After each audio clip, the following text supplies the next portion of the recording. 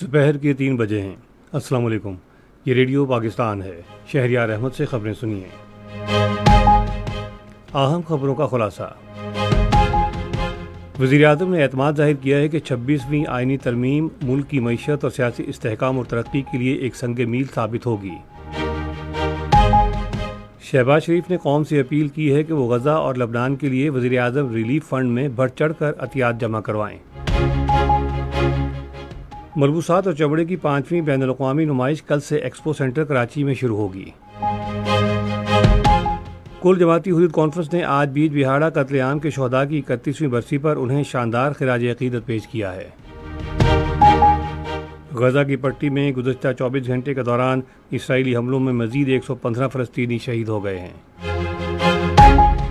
پاکستان اور انگلینڈ کے درمیان تیسرا اور آخری ٹیسٹ میچ جمعرات کو راولپنڈی میں کھیلا جائے گا۔ اور اب خبریں تفصیل کے ساتھ۔ وزیر اعظم شہباز شریف نے کہا ہے کہ پارلیمنٹ کی جانب سے 2/3 اکثریت سے پاس کی جانے والی 26ویں آئینی ترمیم اقتصادی اور سیاسی استحکام اور ملکی ترقی میں ایک اہم سنگ میل ثابت ہوگی۔ آج اسلام آباد میں وفاقی کابینہ کے اجلاس کی صدارت کرتے ہوئے انہوں نے لوگوں کو قانونی معاملات میں درپیش تاخیر پر روشنی ڈالی اور اس امید کا اظہار کیا کہ آئینی ترمیم کے تحت آئینی بینچوں کے قیام سے لوگوں کو فوری انصاف کی فراہمی میں مدد ملے گی۔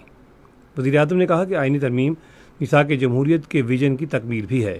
انہوں نے کہا کہ آئینی ترمیم باہمی مشاورت کے جذبے کا نتیجہ ہے۔ وزیر اعظم نے وفاقی تعلقات میں SCO سربراہان مملکت کانفرنس کے کامیاب انعقاد پر وزارت خارجہ، وزارت اطلاعات، وزارت داخلہ، پاکستان کے قانون نافذ کرنے والے اداروں اور CDA کے کردار کو بھی سراہا۔ چینی وزیر اعظم کے دورے کے حوالے سے وزیر اعظم شہباز شریف کا کہنا تھا کہ یہ دورہ دونوں دوست ممالک کے باہمی تعلقات کو مزید مضبوط بنائے گا۔ وزیر اعظم نے معاشی صورتحال میں بتدریج آنے والی بہتری پر بھی اطمینان کا اظہار کیا۔ انہوں نے بتایا کہ مہنگائی کی شرح 6.9% تک کم ہوئی ہے، جبکہ پالیسی ریٹ میں آہستہ آہستہ کمی آ رہی ہے، جس میں مزید کمی آنے کی توقع ہے۔ وزیر اعظم شہباز شریف نے ایک بار پھر قوم بالخصوص صاحب ثروت افراد سے اپیل کی ہے کہ وہ غزہ اور لبنان کے لیے وزیر اعظم ریلیف فنڈ میں بڑھ چڑھ کر عطیات جمع کروائیں۔ انہوں نے غزہ اور لبنان کے لیے پاکستان سے بھیجی جانے والی امداد کے حوالے سے اسلام آباد میں جائزہ اجلاس کی صدارت کرتے ہوئے کہا کہ عوام بالخصوص سمندر پار پاکستانی، فلسطینی اور لبنان کی عوام کی امداد کے لیے حکومت سے تعاون کریں اور اپنے صدقات account number IBAN PK11 SBPD 000000 111111 429 میں جمع کروائیں۔ شہباز شریف نے ہدایت کی کہ غزہ اور لبنان کے لیے وزیر اعظم کے ریلیف فنڈ کے حوالے سے بھرپور آگہی مہم چلائی جائے۔ وزیر اعظم نے فوری طور پر امدادی سامان کے 2 جہاز بھی لبنان اور غزہ بھیجنے کا حکم دیا۔ انہوں نے کہا کہ ہوائی جہازوں کے علاوہ ٹرکوں کے ذریعے بھی امدادی اشیاء بھیجی جائیں۔ اجلاس کو آگاہ کیا گیا کہ غیر سرکاری تنظیمیں جو غزہ اور لبنان کے متاثرین کے لیے امدادی سامان بھیجنا چاہتی ہیں، انہیں حکومت کی جانب سے سہولت فراہم کی جائے گی۔ وزیر اعظم محمد شہباز شریف نے بھارت میں بنائی گئی نشہ آور گولیوں اور منشیات کی بڑی تعداد میں سمگلنگ کی کوشش ناکام بنانے پر پاک بحریہ کو سراہا ہے۔ انہوں نے ایک بیان میں کہا ہے کہ پاک بحریہ کے افسران اور اہلکار نہ صرف پاکستانی سمندری سرحدوں کی حفاظت میں مؤثر کردار ادا کر رہے ہیں، بلکہ خطے میں غیر قانونی سرگرمیوں کی روک تھام بھی کر رہے ہیں۔ 2 روزہ کثیر جہتی صنعتی پالیسی فورم کل ریاض میں شروع ہوگا۔ صنعت و پیداوار کے وزیر رانا تنویر حسین فورم میں پاکستان کی نمائندگی کریں گے اور وہ سعودی عرب روانہ ہو گئے ہیں۔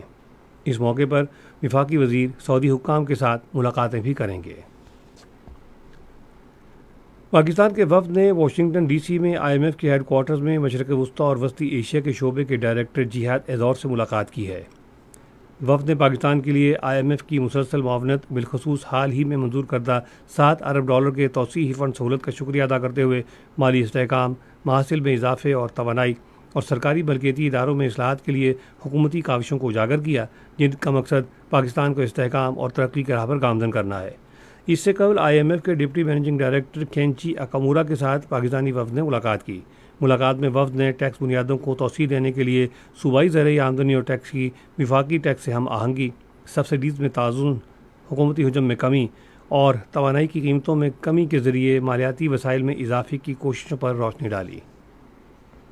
واشنگٹن میں پاکستانی وفد کے ساتھ ملاقات میں Alvarez and Marsal sovereign advisory services کے نمائندوں کی جانب سے پاکستان کو IMF کے ساتھ معاہدے کی کامیاب تکمیل پر مبارکباد پیش کی گئی۔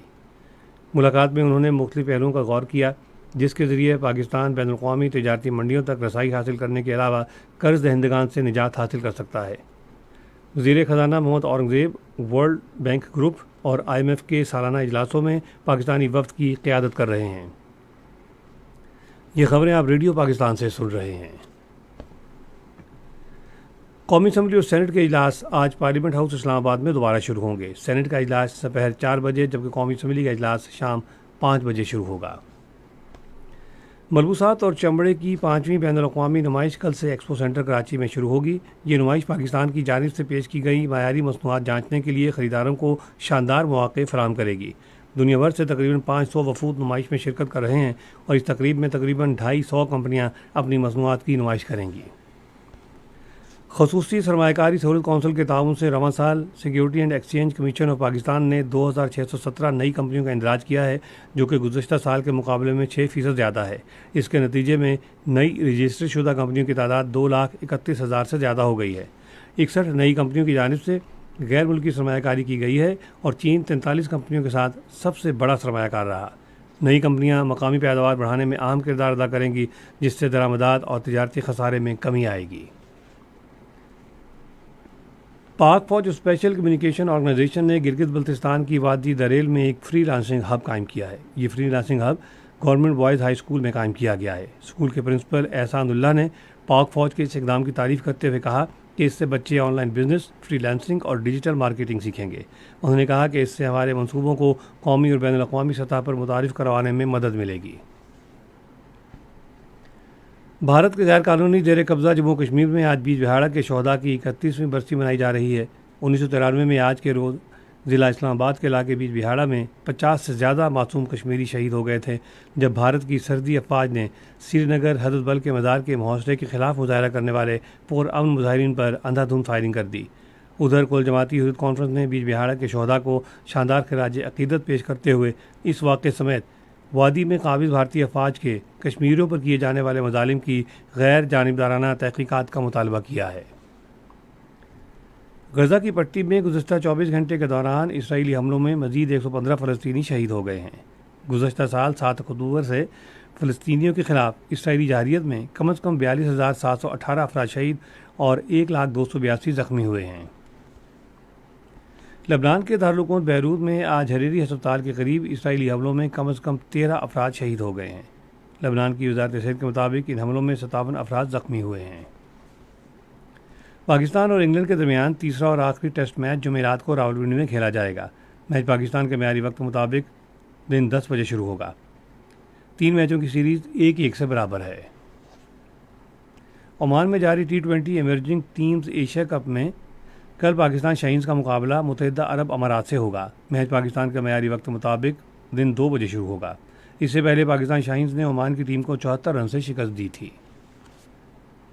موسم محکمہ موسمیات کی پیشگوئی کے مطابق آئندہ 12 گھنٹے کے دوران ملک کے بیشتر علاقوں میں موسم زیادہ تر خشک رہے گا، تاہم اس دوران بالائی خیبر پختونخوا اور خطہ پٹھار میں مطلع ابر آلود رہنے، تیز ہوائیں چلنے اور کہیں کہیں گرج چمک کے ساتھ بارش کا امکان ہے۔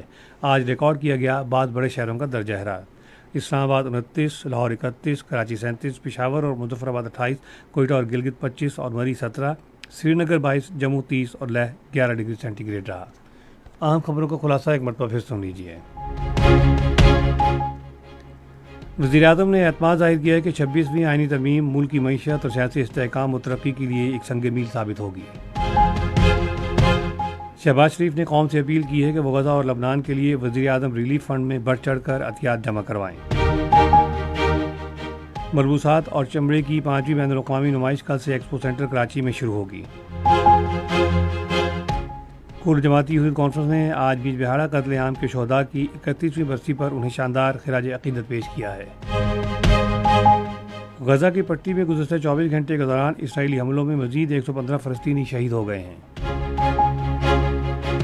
پاکستان اور انگلینڈ کے درمیان تیسرا اور آخری ٹیسٹ میچ جمعرات کو راولپنڈی میں کھیلا جائے گا۔ خبریں ختم ہوئیں۔